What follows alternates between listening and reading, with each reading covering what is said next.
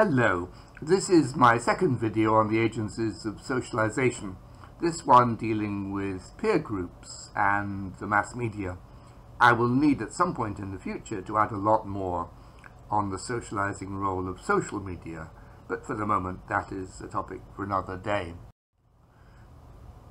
A peer group is primarily a small interactive social group defined roughly by age, whose members have shared interests. More widely, it can include a larger number of people of the same age with whom people identify and use as a reference group. Peer groups can include neighborhood playmates when we're children, a group of friends or classmates at school or university, a gang, or for adults, a group of work associates.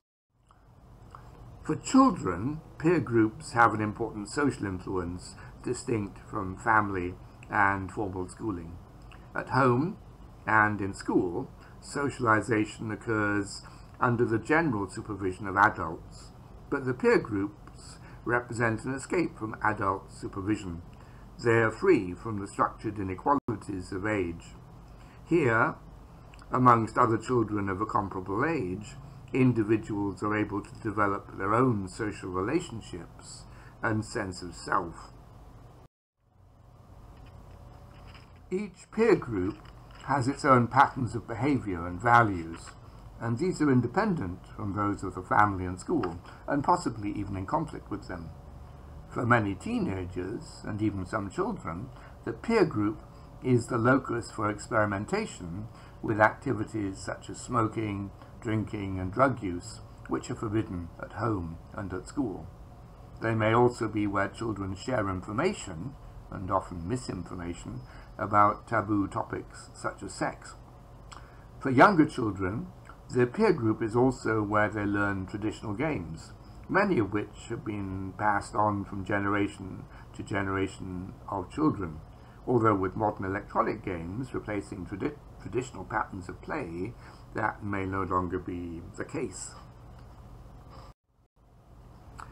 Children and teenagers in peer groups may be subject to strong peer pressure to conform to the group's norms. Although the peer group provides independence from the constraints of family and school, it can often carry its own constraints. This is particularly marked when young people join gangs, some of which engage in criminal behavior and pressurize would-be and peripheral members to prove themselves worthy of membership by behaving in a similar way.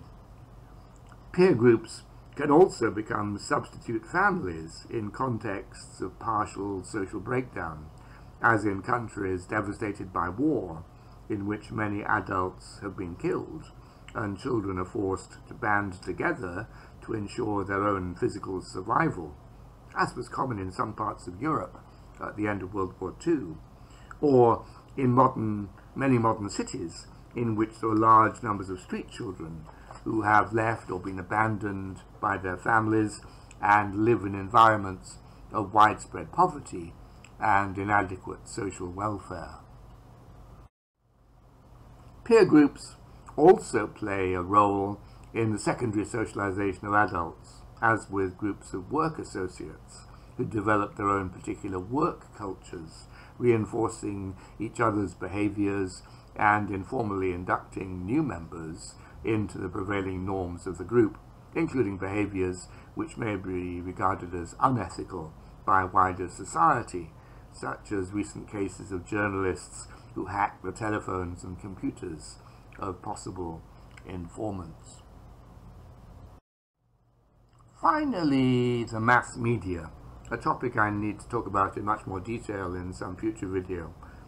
The mass media are widely assumed to have a massive impact on the process of socialization in the modern world, although the exact nature of that influence is not well established. There is an important distinction between those media which the individual receives relatively passively, including books, newspapers, comics, cinema, radio and the television, and those which are interactive in nature, notably the internet and online computer games. Like families, the mass media have a socializing impact throughout life. Note that these various media have a far wider significance than merely as agencies of socialization. This includes Jürgen Habermas's famous linking of early print media to the development of the public sphere in early modern Europe. I have a video on that, I should give you the link. The political use of mass circulation newspapers from the late 19th century onwards, and then later film and radio, and the linkage between the new social media and the rise of contemporary political movements, an idea advanced by sociologists such as Manuel Castells and others. Before the rise of social media, much attention was given to the impact of television on children, given that until quite recently large numbers of children worldwide devoted hours of each day to watching television, an essentially passive and potentially isolating activity. Educationalists in particular feared that television might have a negative impact on traditional forms of learning, causing children to both play less with their friends and read less, as well as communicating less with their parents. Prolonged viewing was also believed to lead to children having shorter attention spans and a lowered ability to focus and concentrate. It was true that educational television programs were available, but in the competition for children's attention, it was thought that media content, which was entertaining and attractively packaged, would win out. Others noted that either directly or indirectly, television conveyed the values of each particular society, with sometimes quite overt nationalistic bias and support for countries' ruling elite. More generally, commercial television emphasized consumer values, manipulating children to crave for an increasing number of products, and presumably then badgering their parents to buy these for them. Television also perpetuated social stereotypes, with women often portrayed as subordinated housewives and minority group members as quaint and amusing, or sometimes dangerous, peripheral characters.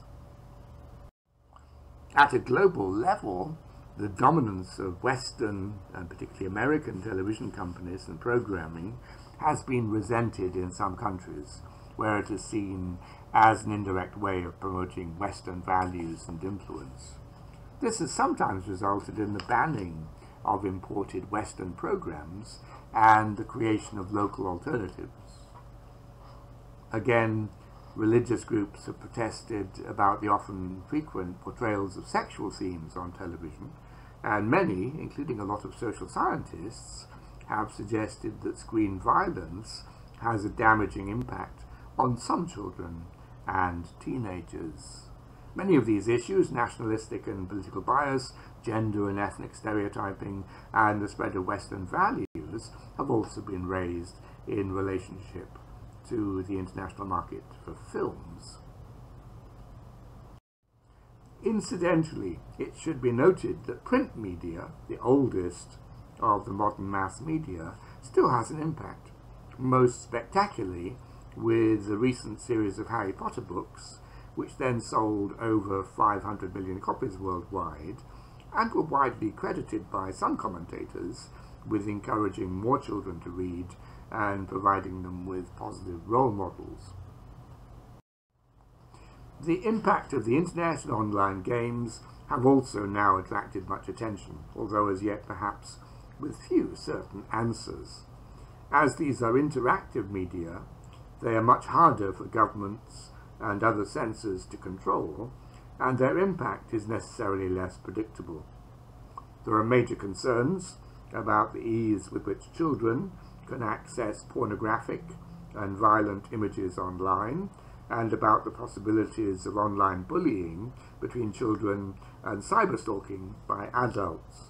More generally, in some countries, access to online opinion is severely restricted, out of fear that netizens, who include large numbers of teenagers and even some children, will gain ideas about the world which conflict with locally prevailing orthodoxies. Thank you for listening. If you like these videos, you're welcome to subscribe to my channel. I will try to answer any questions you may have about this video in a future one. By the way, if you want to support the development of the channel, you can do so through Patreon or PayPal. I will give details below the video. You can also click the like button so that I can get an idea of which videos are of greatest interest to viewers. Have a good day. Next week we will move on to talk about social actors.